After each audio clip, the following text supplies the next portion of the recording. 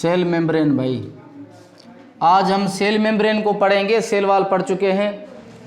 Cell membrane को और हम प्लाज्मा मेम्ब्रेन भी कहते हैं।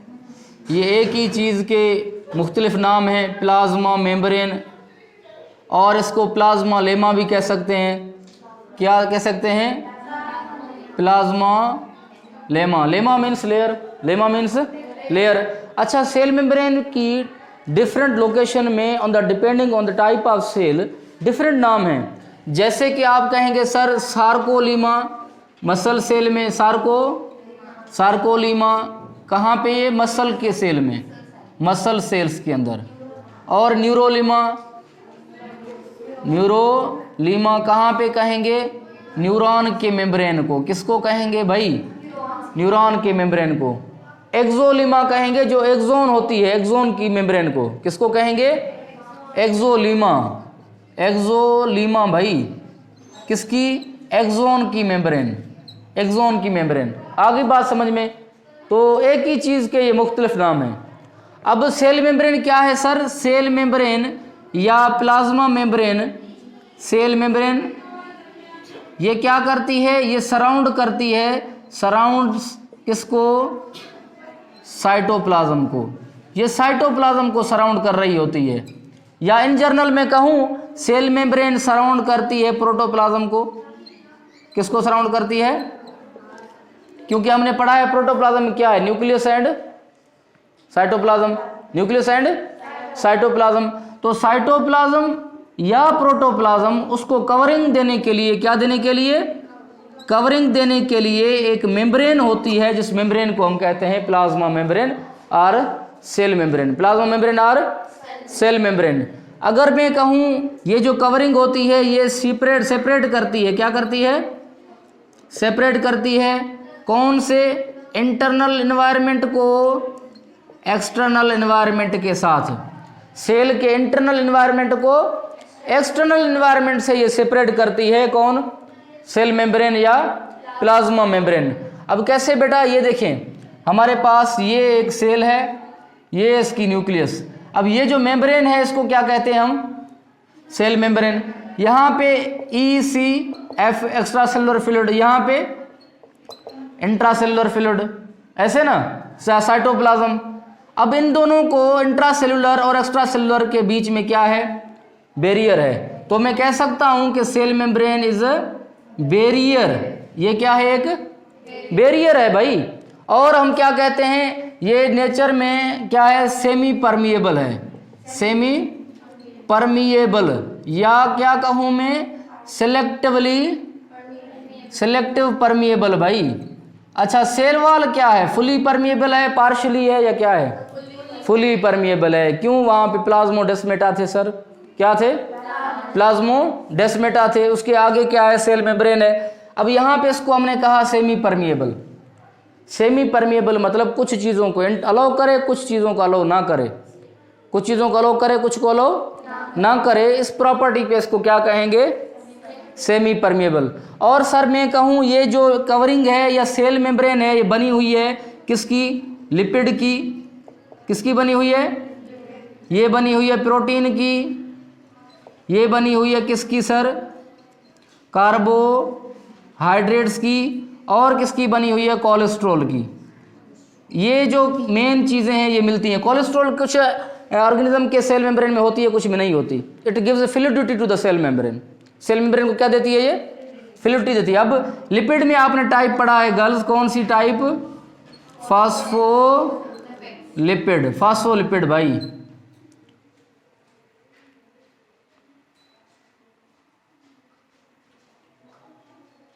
एक मिनट।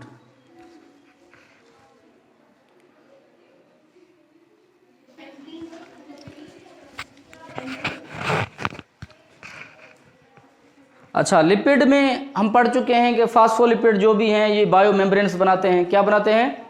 Bio membranes. जितने भी ऑर्गेनेल्स हैं उसके मेम्ब्रेन। यहाँ तो हम सेल मेम्ब्रेन पढ़ रहे हैं। अच्छा, फास्फोलिपिड जो है इसमें कितने अमाउंट में है? 20 to 40%। 20 to 40%। प्रोटीन कितने अमाउंट में है इसमें? 60 to 80%। एक मिनट, देखिए फेडरल में ये एग्जैक्ट है और यही अमाउंट है, न्यू टेस्ट में ये गलत है, मिसिंग है, तो इसको करेक्ट कर लेना। और कार्बोहाइड्रेट क्या है सर, 10 टू क्या है ये 5 to 10%, 5 to 10%। और कोलेस्ट्रॉल तो बिल्कुल ही कम होता है, मोस्टली ये 5% होता है। ठीक है, तो परसेंटेज आप सिर्फ इनकी ज़्यादा याद रखें कि सर सबसे ज़्यादा प्रोटीन, प्रोटीन के बाद लिपिड। तो मैं कहूँ जो सेल मेम्ब्रेन है वो क्या है, लिपोप्रोटीन है। It is a lipoprotein in nature. Lipid कौन सी, फास्फोलिपिड है इसके अंदर। कौन सी लिपिड है, फास्फोलिपिड है। अब फास्फोलिपिड की गर्ल्स अगर हम बात करें, जो फास्फोलिपिड है वो 2 लेयर्स हैं। फास्फोलिपिड की 2 लेयर हैं जिसको हम बोलते हैं by layer. It is a phospholipid by layer, मतलब फास्फोलिपिड की 2 लेयर अरेंज होंगी, उनके अंदर प्रोटीन्स होंगे। 2 लेयर्स होंगी किसकी, फास्फोलिपिड की। तो एक लेयर अगर मैं यहाँ से सेल मेम्ब्रेन को दिखाऊं आपको, ये हमारे पास ये फास्फोलिपिड, ये इसके मैं हेड बना रहा हूँ, ये फास्फोलिपिड है भाई, ये हमारे पास फास्फोलिपिड, ये एक लेयर हो गई। अब यहाँ पे क्या है, ये इसकी दूसरी लेयर है, ये इसकी सेकंड लेयर है। तो ऐसे 2 लेयर अरेंज होकर बनाते हैं सेल मेम्ब्रेन, और अदर बायो मेम्ब्रेन्स भी ऐसे बनी हुई होती हैं। समझ रहे हैं। तो फास्फोलिपिड की कितनी लेयर हैं बेटा, बाई लेयर है। ये क्या है, बाई लेयर है। फास्फोलिपिड की 2 लेयर। फास्फोलिपिड एक ये जो आपको नजर आ रहा है, ये फास्फोलिपिड मॉलिक्यूल है। ये क्या है, फास्फोलिपिड मॉलिक्यूल। अब फास्फोलिपिड आप पहले ही पढ़ चुके हैं, इसका हेड, ये टेल, ये क्या है, हेड एंड टेल। अब हेड क्या है इसकी, पोलर है, और टेल क्या है, नॉन पोलर। हाइड्रोफिलिक क्या है, हाइड्रोफिलिक। हेड हाइड्रोफिलिक है या हाइड्रोफोबिक है, और टेल हाइड्रोफोबिक है। ओके सर, ओके, क्लियर, यहाँ तक आ गया समझ में, यहाँ तक क्लियर है। अब हेड में गर्ल्स क्या होता है, इसके हेड में ग्लाइसरोल क्या है, ग्लाइसरोल प्लस फॉस्फेट प्लस, और बताएं, कोलिन, और क्या होता है, कोलिन। मैंने आपको बायोमॉलिक्यूल में पढ़ाया था, याद है ना। ठीक है, क्लियर है यहाँ तक। अच्छा, ये जो टेल है, ये टेल, ये किसकी बनी हुई, ये बनी हुई है फैटी एसिड की। 2 फैटी एसिड की टेल है भाई, ये भी फैटी एसिड, ये भी फैटी एसिड।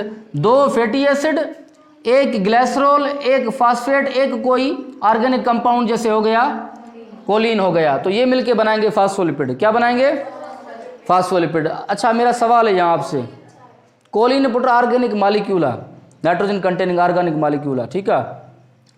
उसके बाद मेरा आपसे सवाल है, मुझे आप बताएं कि जो फास्फोलिपिड की टेल है वो क्यों नॉन रिएक्टिव है, क्यों हाइड्रोफोबिक है, ये वाटर को रिपेल करेगी। सुने सुने बात, कॉन्सेप्ट समझें। देखिए, इसकी जो फैटी एसिड होती है वो हाइड्रोकार्बन चेन होती है, इसके पास हाइड्रोजन ज़्यादा होते हैं। हाँ, हाइड्रोकार्बन ज़्यादा होते हैं। हाइड्रोकार्बन जो ज़्यादा है, हाइड्रोजन ज़्यादा होने की वजह से ये नॉन रिएक्टिव होती है। क्या होती है, अगर मैं यहाँ पे स्ट्रक्चर बनाऊँ फैटी एसिड की, चले यहाँ पे बनाता हूँ, ये हमारे पास ग्लाइसरोल सपोज करें, इसके साथ क्या लगे हुए हैं, फैटी एसिड, ऐसे। तो एक कार्बन, एक कार्बोक्सिलिक ग्रुप, यहाँ पे क्या होता है, OH। तो कार्बन कार्बन, ऐसे कार्बन की चेन, यहाँ पे क्या होंगे, हाइड्रोजन, ये क्या होंगे, hydrogen.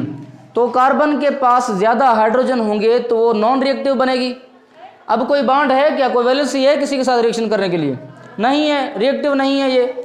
Due to more hydrogens, ज़्यादा हाइड्रोजन की वजह से ये जो फैटी एसिड है नॉन रिएक्टिव हैं, नॉन पोलर हैं, हाइड्रोफोबिक हैं। ये क्या है, हाइड्रोफोबिक हैं। अच्छा, वाटर में हमने गर्ल्स पढ़ा था हाइड्रोफोबिक एक्सक्लूजन, याद है, हाइड्रोफोबिक। तो यहाँ कौन सी, हेड या टेल हाइड्रोफोबिक एक्सक्लूजन में रोल प्ले करेगी, टेल। कौन सी, टेल, बिल्कुल। पानी के अंदर जैसे इनको डालेंगे ये रिपेल कर देंगे उसको, इसलिए यहाँ पे ये कौन सी अरेंजमेंट होती है, tail to tail arrangement, tail to tail arrangement. क्योंकि ये दोनों क्या हैं, नॉन पोलर हैं। ये क्या हैं, नॉन पोलर हैं, और ये ऊपर क्या है, रिएक्टिव हैं। ये हाइड्रोफिलिक है, इसके बीच में पानी रुकेगी नहीं रुकेगी, ये पानी को साइड कर देंगे, बोलेंगे हम क्या है, नॉन रिएक्टिव है। इसलिए सेल मेम्ब्रेन की जो स्ट्रक्चर है वो मेंटेन रहती है, उसकी स्टेबिलिटी रहती है। क्या रहती है? उसकी स्टेबिलिटी रहती है। यहाँ तक क्लियर है। उसके बाद सेल मेम्ब्रेन को समझाने के लिए दो मॉडल पेश किए गए। उन्होंने कहा सेल मेम्ब्रेन कैसे होगी। एक मॉडल था यूनिट मेम्ब्रेन मॉडल, जिसको सैंडविच मॉडल भी कहते हैं, डेविड रॉबर्टसन ने दी। दूसरे को कहते हैं फ्लूइड मोज़ाइक मॉडल, जो आपने 9th में पढ़ी होगी। Fluid mosaic model S J. Singer and Nicolson ने दी थी। एस.जे. सिंगर एंड निकोलसन ने दी थी। इसके मुताबिक क्या है, फास्फोलिपिड की लेयर्स अरेंज्ड हैं यूनिट मेम्ब्रेन के मुताबिक। इसको आप पिक लो, इसकी तो आगे चलें, पिक लें इसकी।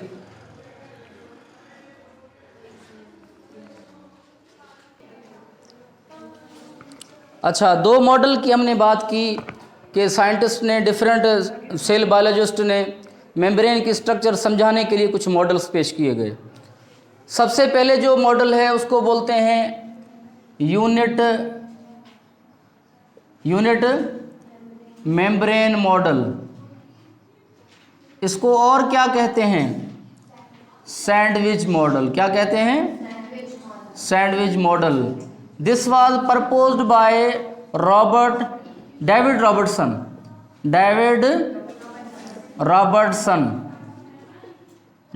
रॉबर्टसन ने इस मॉडल को पेश किया। अकॉर्डिंग टू डेविड रॉबर्टसन या अकॉर्डिंग टू सैंडविच मॉडल के 4 लेयर्स हैं। क्या हैं? 2 लिपिड की लेयर हैं और 2 क्या हैं? फास्फोलिपिड की 2 लेयर हैं और 2 प्रोटीन की लेयर है। मतलब 2 प्रोटीन लेयर्स, 2 प्रोटीन के लेयर्स हैं और 2 किसके लेयर हैं? फास्फोलिपिड के। अच्छा, यहाँ मेन जो बात आपने समझनी है वो क्या है कि इसमें ये कहता है प्रोटीन कंटिन्यूस मैनर में है। कौन से मैनर में है? कंटिन्यूस मैनर में है। अब कैसे? ये हमारे पास फास्फोलिपिड की अरेंजमेंट अगर मैं कहूँ तो वो कहता है फास्फोलिपिड सैंडविच्ड है between 2 protein molecules, between 2 protein molecules. ये हमारे पास फास्फोलिपिड की स्ट्रक्चर, ये इसके हेड, ये हो गए phospholipid bilayer.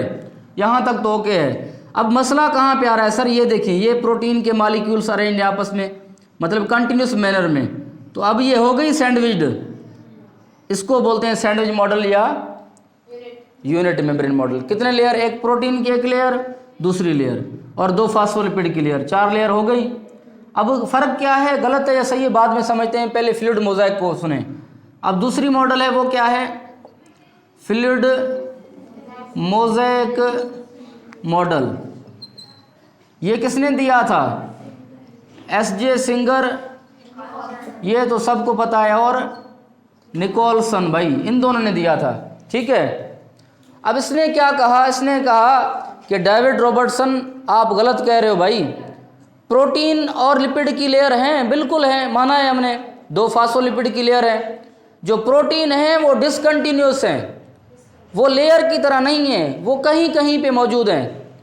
Like iceberg floating in sea, iceberg floating in sea, ये एग्जाम्पल उसने दिया। इसने सैंडविच का एग्जाम्पल दिया।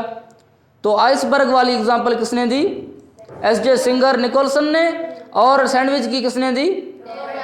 हाँ, यहाँ तक ये क्लियर है। Okay sir. अब देखें, ये हमारे पास अगेन फास्फोलिपिड, ये मैं बना रहा हूँ फास्फोलिपिड। ये क्या है? ये फास्फोलिपिड छापई चवें शायस्ता छा चवें थी। 1 मिनट सुने। फास्फोलिपिड की 2 लेयर हो गई। अब इसमें प्रोटीन कंटिन्यूस अरेंजमेंट नहीं है, प्रोटीन डिसकंटिन्यूस है।